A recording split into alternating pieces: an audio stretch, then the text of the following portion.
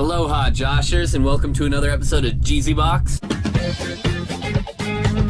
Today, we're going to be talking about the Chernobyl Diaries. It follows a group of vloggers, as a lot of these found footages do. This movie's not actually technically a found footage, but I did want to include it on the same week I was doing some of these found footages because the style of it, the way that they do it, it's still framed very similar to like a found footage. So like you'll see stuff coming out of the background, and like if you're watching like an Insidious or a Conjuring or something like that, the cinematography is pretty standard. Like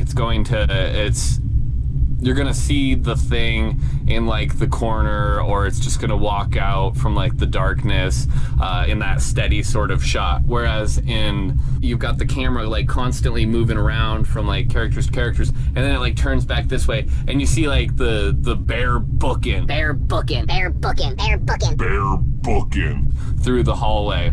So this movie has this one brother and his friends visiting his brother over near Chernobyl, wanting his friends to have a good time as well as his brother. The brother who lives over there wants to take them onto like the Chernobyl area.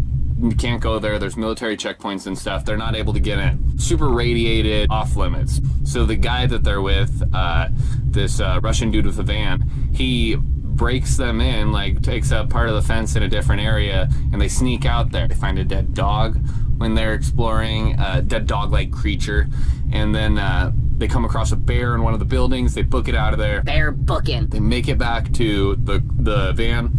The van won't start. They find out that the starter was chewed up or cut in some way, not in like a man-made kind of cut sort of thing though. Odd. They end up splitting up at various times throughout this movie, and each time it ends up worse than the last. The monsters in this movie are terrifying. They're like zombies. They're a lot like zombies. Like if you've ever played the old, it was originally, I played it on GameCube, the Star Wars Bounty Hunter game with Jango Fett. Super awesome game, by the way. If you haven't played it and you like video games, I highly recommend it. Especially if you like Star Wars, it's one of the best.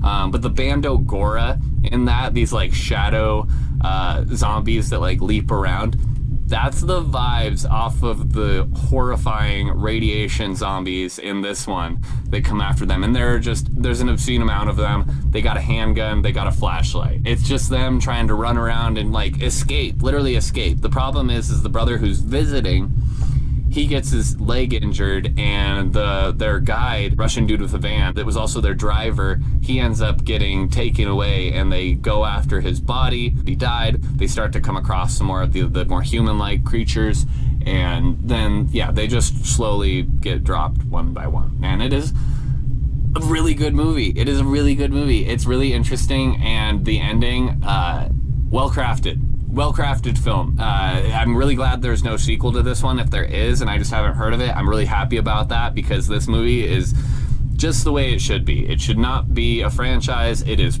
perfect as it is. So hit subscribe so you don't miss out, because I'll be doing more on the Houses of October Bill as the week goes on.